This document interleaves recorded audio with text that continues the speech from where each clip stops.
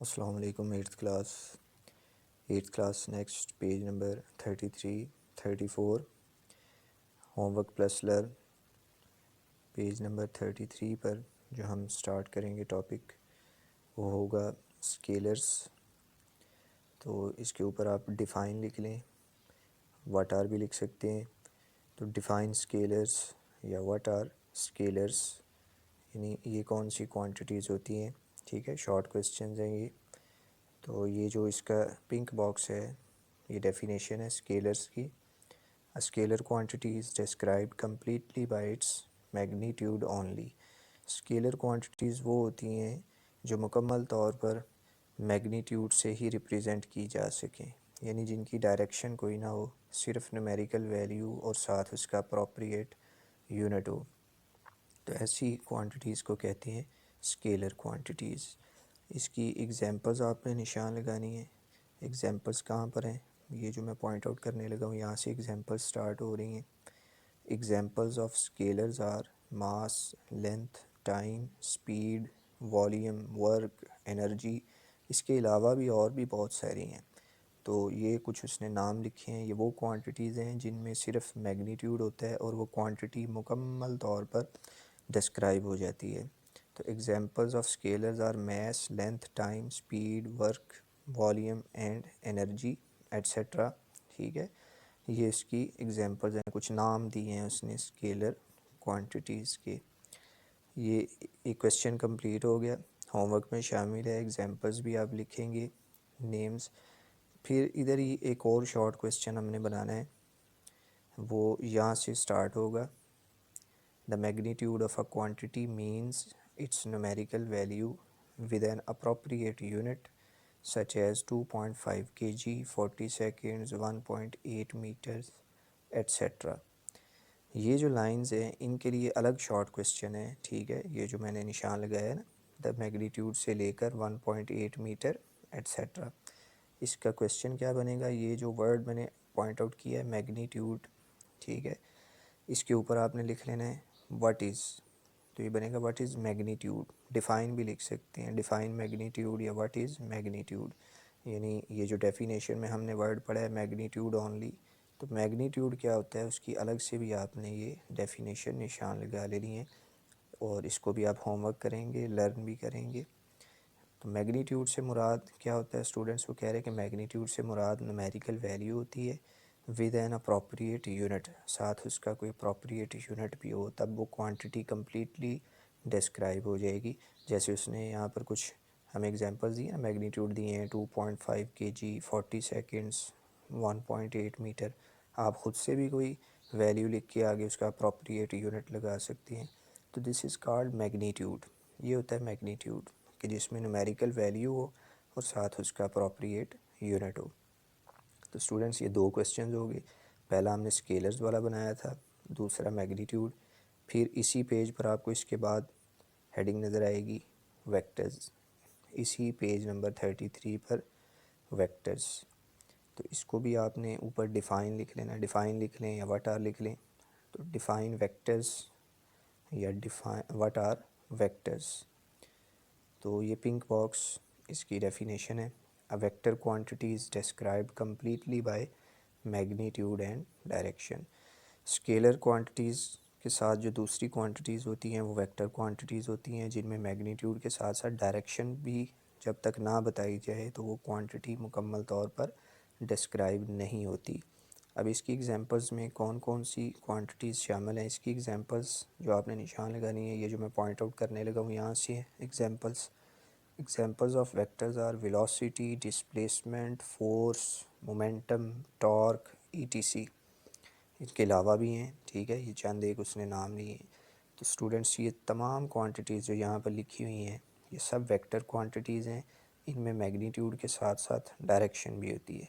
जैसे मिसाल के तौर पर अगर हम वेलोसिटी की बात करें, ठीक है, तो वेलोसिटी का मैग्नीट्यूड भी होगा, यानी बॉडी कितनी स्पीड से मूव कर रही है, 2 मीटर पर सेकंड, 4 मीटर पर सेकंड, या 1 kilometre per hour, 2 kilometre per hour. तो ये क्या होगा, ये मैग्नीट्यूड होगा।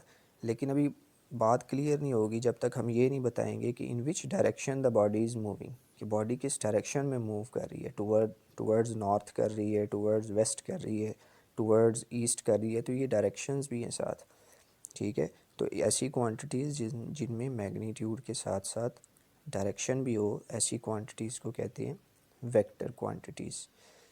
फिर उसके बाद स्टूडेंट्स आपने आ जाना है नेक्स्ट पेज नंबर 34 पर। पेज नंबर 34 पर दो पैराग्राफ्स लिखे हुए हैं। ये जो फर्स्ट वाला पैराग्राफ है जो मैंने ये पॉइंट आउट किया है, टू डिफरेंशिएट से लेकर ये डी के ऊपर जो एरो बना है यहाँ तक, इसके लिए मैं क्वेश्चन बोल रहा हूँ, आपने नोट कर लेना है। इसके लिए क्वेश्चन ये है कि what is symbolic method to represent a vector. What is symbolic method, symbolic के स्पेलिंग SYMBOLIC, सिंबॉलिक, ठीक है स्टूडेंट्स। तो what is symbolic method to represent a vector, कि किसी वेक्टर क्वांटिटी को सिंबॉलिकली, यानी अगर हम उसका सिंबल लिखेंगे तो किस तरीके से हम लिखेंगे, उसका क्या तरीका है। तो ये फर्स्ट वाला पैराग्राफ इसका आंसर होगा। क्वेश्चन बेशक आप दोबारा रिवाइंड करके सुन सकते हैं। To differentiate a vector from a scalar quantity we generally use bold letters to represent vector quantities such as FAD। ये स्टूडेंट्स उसने बोल्ड करके वेक्टर क्वांटिटीज़ के सिंबल लिखे हुए हैं। वो कह रहे हैं कि किसी भी वेक्टर क्वांटिटी का आप सिंबल लिख रहे हैं तो उसका ये बताने के लिए कि ये स्केलर नहीं ये वेक्टर है, तो तीन तरीके हैं सिंबॉलिकली। या तो आप उसका लेटर जो है वो बोल्ड करके लिखें, जैसे उसने ये तीन कुछ एग्जांपल के तौर पर, ये F का मतलब फोर्स है, A का मतलब एक्सेलरेशन है, D का मतलब जो है वो डिस्प्लेसमेंट है। ये क्वांटिटीज़ हम पढ़ेंगे तो इनके लेटर्स जो हैं वो बोल्ड करके लिखे हुए हैं, इससे हमें पता चलेगा कि ये वेक्टर्स हैं, ये वेक्टर्स के सिंबल लिखे हुए हैं। या सेकंड मेथड ये है कि आप बोल्ड ना करें, ऐसे ही लिखें लेकिन ऊपर बार लगा दें, यानी छोटी छोटी लाइंस लगाते जाएं, ठीक है। जैसे ये F bar, A bar, D बार।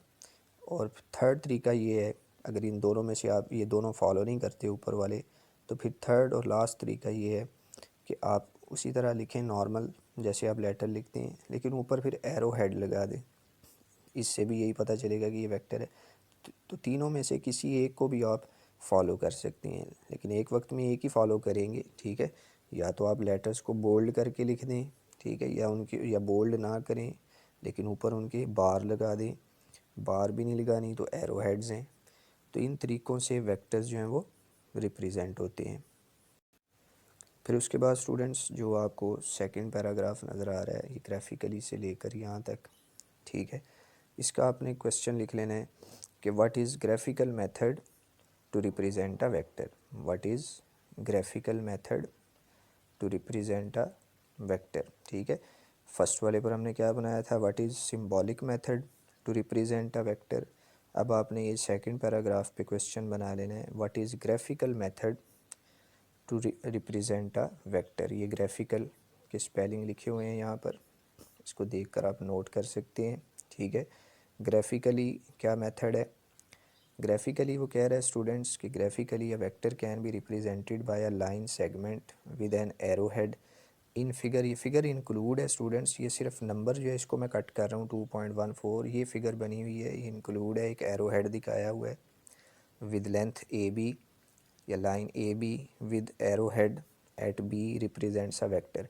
अब स्टूडेंट्स इसमें एक तो आपको ये स्ट्रेट लाइन नज़र आ रही है, ठीक है, A से B, और ये जो एरो हेड जिस तरफ है इसका मतलब डायरेक्शन है B की तरफ।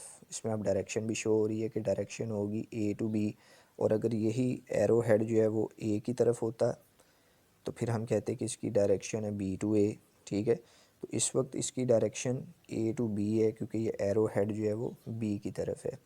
अब ये जो लेंथ बनेगी, the length of the line AB gives the magnitude, ये हमें मैग्नीट्यूड देगी of vector V on a selected scale, while the direction of line from A to B gives the direction of the vector। Students ये homework में आप figure भी बनाएंगे, ठीक है, ये एरो हेड बना के दिखा दें, इससे हमें पता चल जाएगा ना कि ग्राफिकली किस तरह से रिप्रेजेंटेशन होती है, ठीक है। तो इसकी जो लेंथ बनेगी जो हम स्केल से भी मेजर कर सकते हैं, ठीक है, A से B, ये मैग्नीट्यूड होगा, जितनी भी बनी 2 सेंटीमीटर, 3 सेंटीमीटर, 4, 5, 6, जितनी भी ये बनी सेंटीमीटर या मिलीमीटर में जो भी आपने स्केल यूज़ किया हुआ है, तो वो इसका मैग्नीट्यूड बन जाएगा। और डायरेक्शन हम क्या बताएंगे कि इसकी डायरेक्शन है फ्रॉम ए टू बी, कि ए से बी, क्योंकि ये एरो हेड जो है वो बी की तरफ है। तो इस तरह अगर हमारे पास 2-3 और लाइन सेगमेंट्स हो तो हम उनको भी रिप्रेजेंट करवा सकते हैं किसी सिलेक्टेड स्केल पर, यानी जिसमें हमें डायरेक्शंस बताई हो हम उस डायरेक्शन में इसको ड्रॉ कर सकते हैं। तो स्टूडेंट्स, ये हमारा आज का लेक्चर था, तो इसको आपने लर्न भी करना है, होमवर्क भी करना है। तो बाकी फिर हम नेक्स्ट लेक्चर में डिस्कस करेंगे। Thank you.